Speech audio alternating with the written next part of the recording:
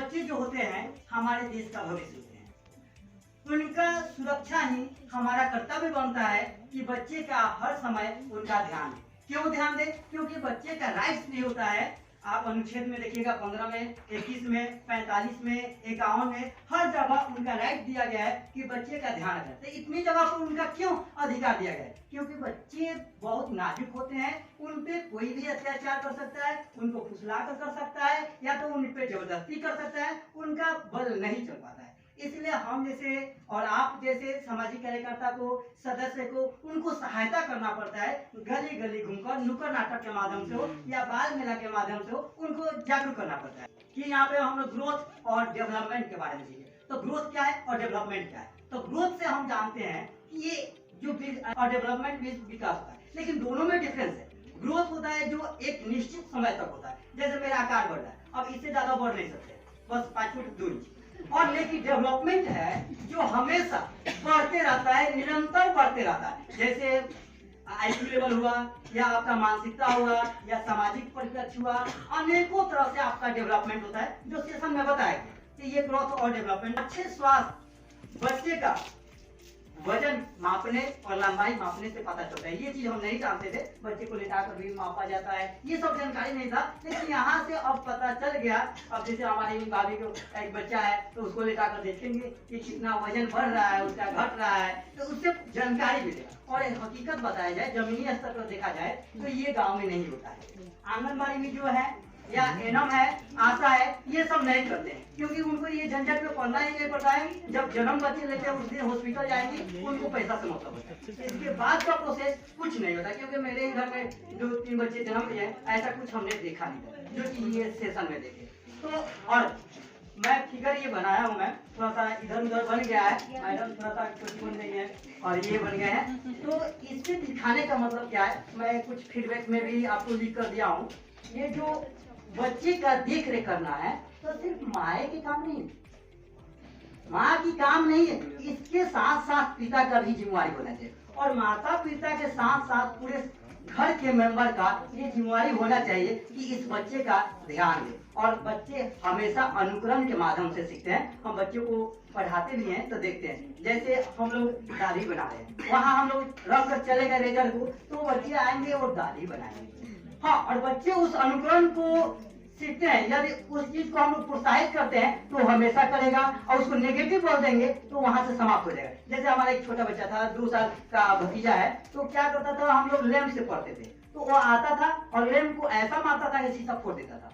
तो हम लोग 4-5 लैंप का शीशा खरीदे, तो देखिए कि ये बार बार फोड़ दे रहा है, उसको डर भी नहीं लग रहा है। तो अंतिम बार क्या किए कि उसका हाथ पकड़ कर और थोड़ा सा सटा दिए उस लैंप में, अब जल गया। उस समय से उससे दूर होने लगा, नहीं तो वही चीज बार बार करता था।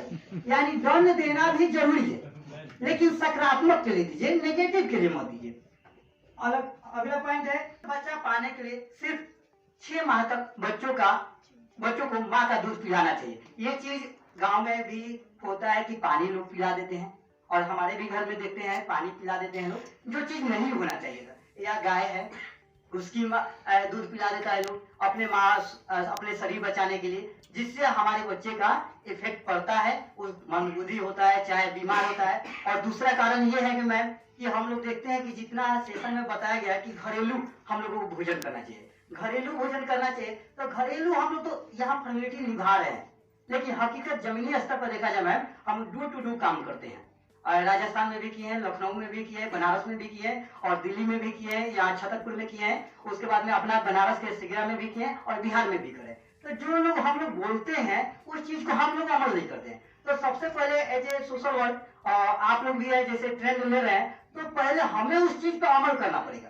क्योंकि किताबी चीज तो हम लोग पढ़ लेते हैं, लेकिन उस चीज को अमल नहीं करते, कहते कि ये दूसरे के लिए है, प्रयोग हम नहीं करेंगे, दूसरे को करवाएंगे। तो जब तक हम प्रयोग नहीं करेंगे तो दूसरा नहीं करेगा। क्योंकि आपको बता रहे हैं कि आप मक्की की रोटी बार बार मैडम प्रयोग कर रही कि मक्की की रोटी खाना चाहिए। एक बार हमारे घर पे मक्की का भात बन गया था, बाबूजी बड़ा प्यार से कहे थे कि आज दही लाओ और थोड़ा आलू का सब्जी बनाओ। तब तक भाभी फोन कर दी माई की कि बाप रे, यहाँ मक्की की रोटी का भात बना है, अब यहाँ पर नहीं रहेंगे। और पूरा रिलेशन में फैल गया कि मक्की के भात बना है, और उसके बाद से 4 साल हो गए, आज तक बना नहीं। फिर दोबारा ये चीज प्रयोग ना हो जाए। और मैं गांव में देखा जाए तो कानून तो बना है कि कम उम्र में शादी नहीं करना चाहिए, और वहाँ सामाजिक परिप्रेक्ष्य में देखा जाए यदि इनकी बहन बेटी का शादी हो रहा है और आप वहाँ कंप्लेन कर रहे हैं तो फिर आपके पीछे वो पड़ जाएगा। जो आप गांव से रहते होंगे आप जानते होंगे, आपसे कहाँ बदला लेना है कि ये हमारा जब शादी कर रहे थे बेटी का, हमारा 15 साल की बेटी है, हम उसका भी शादी करें, तुमसे क्या मतलब है। अगर आप गलती से भी उस कानून को जानकारी दे दिया, उसको पता चल गया कि यही दिया था, पूरा जीवन आपसे बदला लेने का प्रयास करेगा। लेकिन उसको ये नहीं है कि उसका शादी कम उम्र में करेंगे तो उनकी जो बेटी है वो हमेशा बीमार रहेगी, उनका जो बच्चा है हमेशा बीमार रहेगा। और लॉ जो बना है ना मैम, तो सिंपल आदमी के लिए है ही नहीं। इस चीज का प्रयोग धरती स्तर पर नहीं होता है, कोई कंप्लेन करना ही नहीं चाहता है। और पहले जिम्मेवारी समझ दे दिया गया प्रधान को, प्रधान तो वोटिंग देखता है, जहां से वोट ज्यादा मिल जाए वही हम काम करेंगे। यदि देख रहे हैं कि अधिकतर लोग 15 साल कम उम्र में शादी कर रहे हैं तो कहेगा हाँ बहुत अच्छा है, अरे आप गरीब हैं कर दीजिए कोई बात नहीं, 3 साल में क्या जाने कंगाल हो जाएंगे, उनके मन में यही रहता है। जैसे मैं कल ही बताया था कि बच्चे जो 3 साल से है चाहे 3 साल से कम उम्र के हैं, बच्चे बोलते नहीं लेकिन सब समझते हैं। जो आप बात करते हैं वो समझता है।